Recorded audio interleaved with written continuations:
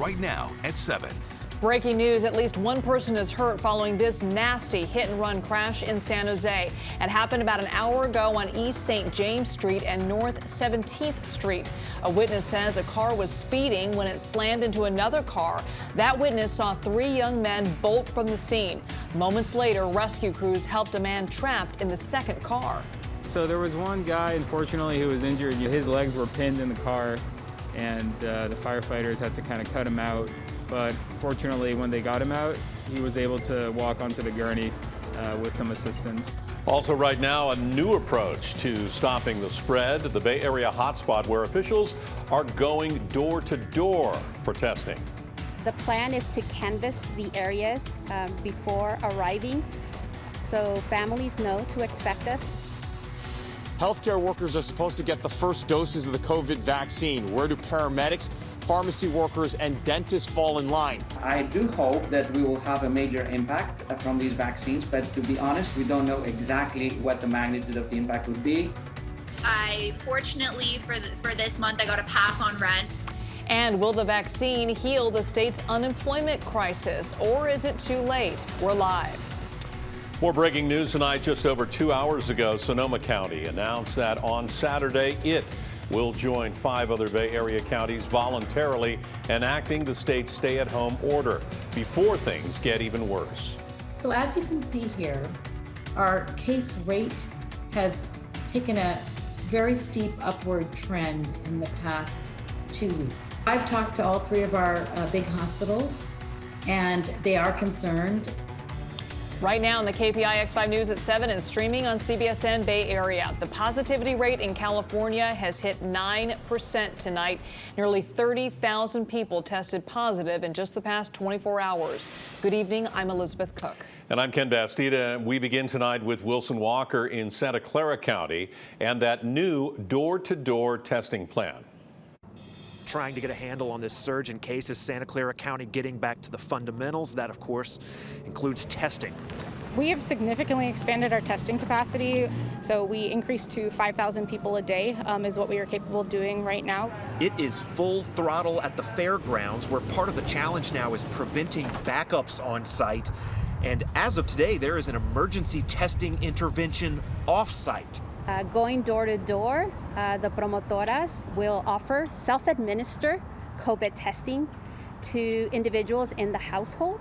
The county is partnering with neighborhood health workers to personally hand out tests in hard-hit areas of East San Jose, where language barriers and fear have stood in the way of testing access. The plan is to canvass the areas before arriving so families know to expect us, that this is a legitimate service. Back at the fairgrounds, a reminder that an appointment is necessary, in part to keep this operation working at capacity. It very much slows us down if you don't have an appointment, and it prevents us from testing the number of people that we could otherwise test if everybody came with an appointment. So what happened in the hospitals today? Well, I talked to Regional Medical Center. They say they are still at capacity. They have discharged patients who are feeling better. They have brought others in just as quickly. Now, the county numbers did move a little bit. Take a look. Suddenly, in the last batch of numbers, 14 more available ICU beds. But if you break it down by where those beds came from, it wasn't really a departure of patients. It was just they found 14 more beds somewhere in the system. As for Regional's partner hospital, Good Samaritan, they're adding a little bit more space. They put a tent up today in case they need more waiting room space to keep people separated. That hospital currently has the fewest number of COVID patients in the county, but that number is rising. So hospitals still adjusting and a bigger testing effort underway. In San Jose, Wilson Walker, KPIX 5. Also tonight, we could be just days away from the arrival of the very first vaccines. KPIX 5's Kenny Choi on what the Bay Area rollout will look like. Just a short time ago, we talked to a Stanford doctor who serves on the FDA advisory panel, which gave the green light a couple hours ago. It is one step closer to the top tier of healthcare workers getting the vaccine, but there are many groups within that tier that are going to still be waiting once the rollout begins. Nurses and hospital workers are in the top tier to get vaccines as soon as Pfizer ships out its more than 6 million doses across the country. Yes, I'll take it. If my hospital offers it to me, I will take it. The initial shipments won't even cover all hospital workers and long-term care facility staff. Stanford's Dr. Haley Gans is a pediatric infectious disease specialist and on the FDA advisory panel giving the green light just hours ago. All of the data was incredibly compelling in terms of the efficacy as well as the safety in allowing this vaccine to be used at this time. Paramedics and dialysis centers are also in Tier 1, but will have to wait even longer than hospital workers. Primary care clinics are in Tier 2. Further down the road, laboratory, dental, and pharmacy staff in Tier 3. I do hope that we will have a major impact from these vaccines, but to be honest, we don't know exactly what the magnitude of the impact would be. Moderna will send more than double the doses Pfizer will ship to California after FDA review and approval expected next week. Its vaccine can be stored at -4 degrees Fahrenheit versus Pfizer's -94 degrees Fahrenheit. It will be a more major challenge for using a vaccine like Pfizer's vaccine in situations in developing countries or countries that do not have this type of facilities. In Santa Clara, 6,000 skilled nursing facility staff will be offered the vaccine through the county health department. But residents at those facilities will get vaccinated through a separate federal program distributing doses through pharmacies, including Walgreens and CVS. The local county health departments have no role in prioritizing who gets vaccinated or in what order. That's all up to the feds and the state. In San Francisco, Kenny Choi, KPIX 5. Right now, one restaurant in Contra Costa County is defying public health orders. As you can see, tables are still set up and open for outdoor dining at Crumb's Breakfast, Lunch and Bar in Danville. The owner says he should be allowed to serve outdoors when other industries are allowed to stay open indoors. It's terrible, laying off people that you work with every day, just losing money hand over fist. It's a juggling act. You don't know what we're going to do one day to the other. The owner says other nearby restaurants plan to reopen their doors as well within the next few days. Now at 7, more people are out of work tonight. Roughly 853,000 Americans filed for unemployment just last week. Here in California, the claims rose to nearly 178,000. KPIX 5's Andrea Borba live in San Francisco with what it's going to take to get our job market back on track. Andrea? Well, Ken, if you have been listening to the newscast that we've been putting on right now, you know this. We all know this in our hearts. It all comes down to the vaccine at this point. With unemployment numbers jumping once again after a second lockdown, former EDD Director Michael Bernick says there is only one way out. I don't see any significant uptick in hiring until the vaccine. Among those applying for unemployment for a second time, esthetician Jamie Fierro. She was laid off again Saturday. Having only been open for 3 months, replenishing my finances didn't really get done. I was mostly catching up. So I don't have a lot in savings right now. Even with the FDA greenlighting the Pfizer vaccine for emergency use today and doses arriving in the Bay Area as soon as next week, the job market will remain slim, says Bernick. It will be until February or March, until a larger part of the California labor force. Even then, it's only about a third. Fierro is worried about when she can get back to work. She didn't get back into her spa until September 10th, following the March shutdown. I fortunately for this month I got a pass on rent, but you know my health insurance, I have covered California. It's over $300 a month. I have I need to get the transmission fixed in my car, and there's things that come up, and that's without Christmas. Bernick says it could be late spring or early summer before most get both doses in their arm. We're talking about a very limited part of the California labor force that's being able to be immunized right away, and how quickly we can get the rest of the labor force is going to determine the speed of the recovery. Now, of course, Jamie Fierro is only 26. She doesn't anticipate getting the vaccine very early on in the distribution of it. And of course, there is one more problem coming down the line. That, of course, is federal funding for states and cities. Government workers, if we don't get some kind of stimulus package, could be facing the next round of layoffs, with city budgets bursting wide open just about everywhere. Live in San Francisco, Andrea Borba, KPIX 5. All right, Andrea, thank you. Coming up next, a Bay Area lawmaker who is being told to resign from a very important congressional committee. He is a national security threat. He was put on in his second year. Are not having that license we worked so hard for respected by the freaking health department. The new action Bay Area salon owners are taking tonight to try to overturn the new shutdown. And yesterday we told you that playgrounds are reopening. Now tonight there's another option to help your kids burn off some energy. But first, the Bay Area surfer who got a high-tech rescue, the cool new device being used by first responders on the coast. We really need some rain around the Bay Area. So far this season, we're running a fraction of what's normal to this point in December. But there's rain on the way. In fact, a couple chances of rain in the forecast. We'll get into the details of when it's going to arrive coming up. And before we go, this evening marks the beginning of Hanukkah. They just lit the menorah at Union Square in San Francisco a little while ago. Beautiful scene.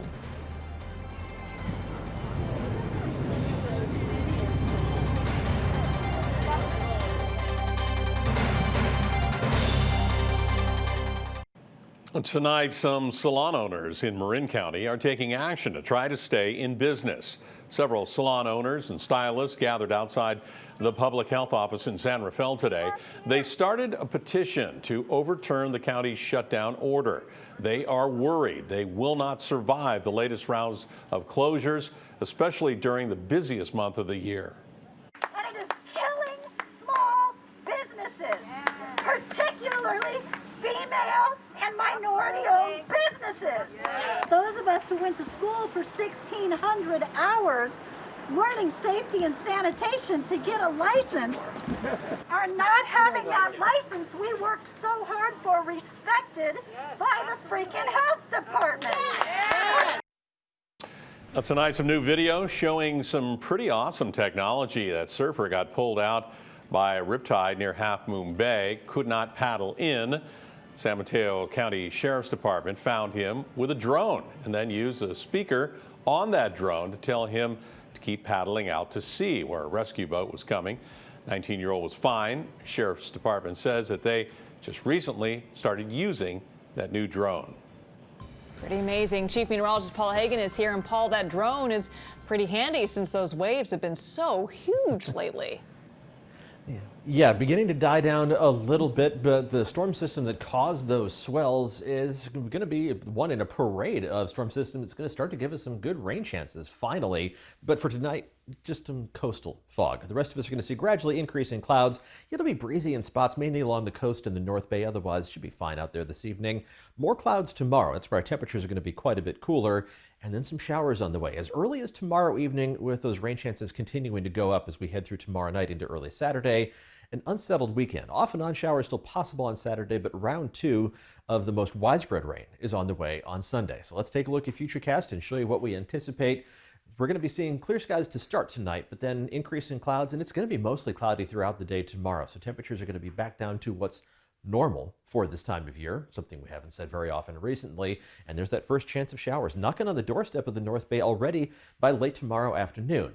This might be a little bit early. I think this first wave of showers is going to run into the still dry air over the Bay Area and kind of fall apart, but it'll help to kind of pave the road for additional showers to eventually reach the ground. And so by late tomorrow evening, this is when it's likely to be raining across much of the Bay Area. Light to moderate rain, not enough to cause any debris flow concerns on those wildfire burn scars, just some very welcome rainfall. It's going to take a bit of a break as we head through Saturday, an off and on pattern. Not completely dry, but the showers are going to be hit or miss. So if you have to get some outdoor stuff done on Saturday, That's the better half of the weekend for it, but still be flexible with anything outdoors because the next round of rain is on the way as we head into Sunday. That's going to be moving in by Sunday morning. You add up all the rain across the Bay Area, we're talking about anywhere from around 1/4 of an inch for the South Bay and inland in the East Bay to more than 1/2 inch of rain north of the Golden Gate. Some parts of the North Bay even picking up close to 1 inch of total rainfall, which we definitely need. And there's another chance of rain down the line by the middle of next week. In the higher terrain, let me step out of the way and show you what we expect in the High Sierra. Above 6,500 feet, they're going to pick up 4 to 8 inches of snow, even some spots up to 12 inches. That's prompted a winter weather advisory. Not much at Lake Tahoe's level, but still some snowfall for some of the ski resorts in the High Sierra. Temperatures right now, mostly in the 50s, but down to 49 degrees already in Livermore. Those temperatures are going to back down mostly to the 30s and 40s inland, with mid to upper 40s around the bay by early tomorrow morning. We're going to warm up, but it's going to be slow because of that cloud cover overhead. So temperatures by noon are going to be into the middle portion of the 50s, and we just don't go too far from there. This is a normal looking temperature map for December, but it's going to feel cool because of the lack of sunshine and the fact that we've been above average for our high temperatures pretty much for the last couple of months. Showers over the weekend with highs near 60, and then another chance of showers by the middle of next week. I'll have an updated look at Futurecast and those anticipated rainfall totals at 11 o'clock. Liz? All right, Paul, thank you. Here's a look at your top headlines. President-elect Joe Biden naming 3 more picks for his incoming administration. Tom Vilsack to his former post as Agriculture Secretary. Former Chief of Staff Dennis McDonough for Veterans Affairs Secretary, and former UN Ambassador Susan Rice to lead the Domestic Policy Council. All 3 served under President Obama. At the White House tonight, President Trump is moving forward with a new lawsuit. He's asking the U.S. Supreme Court to block several states from casting their electoral votes for President-elect Biden on Monday. Attorneys general in 17 states have signed on. House Republican leader Kevin McCarthy from Southern California is calling for East Bay Congressman Eric Swalwell to resign from the Intelligence Committee. It's over allegations reported by Axios that Swalwell was targeted by a suspected Chinese spy about 6 years ago. He's a national security threat. He was put on in his 2nd year. I will tell you, as a leader, Intel Committee is treated differently. Why? Because those who serve on Intel get information that members do not. And Ken, Mr. Swalwell has not been accused of any wrongdoing and has offered to help in the investigation. Thank you, Elizabeth. Coming up next, have you activated that state new COVID tracking app? It's already on your iPhone. We'll show you how to get it up and running. Plus, it might not be the season for it, but swimming is open for business for your kids.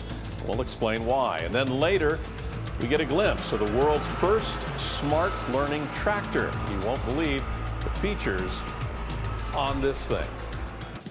A colorful San Francisco tradition revived. Coming up at 11 tonight, we'll tell you about the new competition among the fire stations.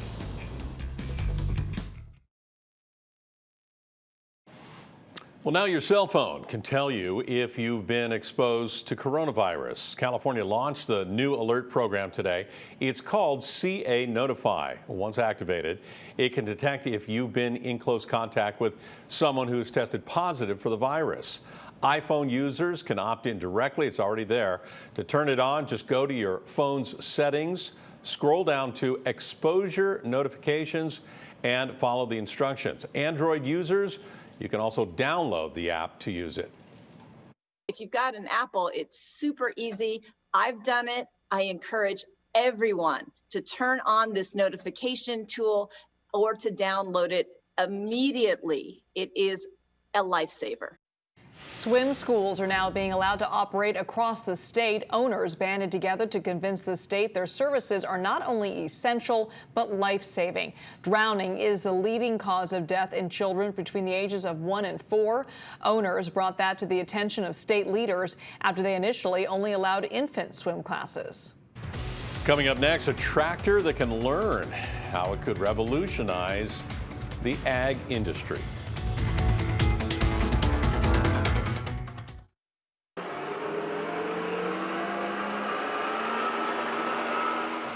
Looks like a tractor, right? Well, actually what you're looking at is being built as the smartest tractor in the world. It's electric powered. It's from Monarch. The Monarch tractor was developed in the Bay Area. It's built to learn on the job without a driver on board. It reads hand signals, turn left, turn right, or stop. And the sensors can tell the difference between an object and a person. Wente Vineyards in Livermore is the first customer. They can run without you even being there, run remotely, so they're a lot safer, they're a lot more efficient, they're a lot cheaper, so I think it's a no-brainer for any winery operation. And the price tag? About $50,000. It's pretty cool. Follows you around, too. More fun to drive it yourself. You like that feeling. I think more fun. Well, thanks for watching. The news continues streaming on CBS and Bay Area. We'll be back here at 11 o'clock with more local news for you. Have a good evening.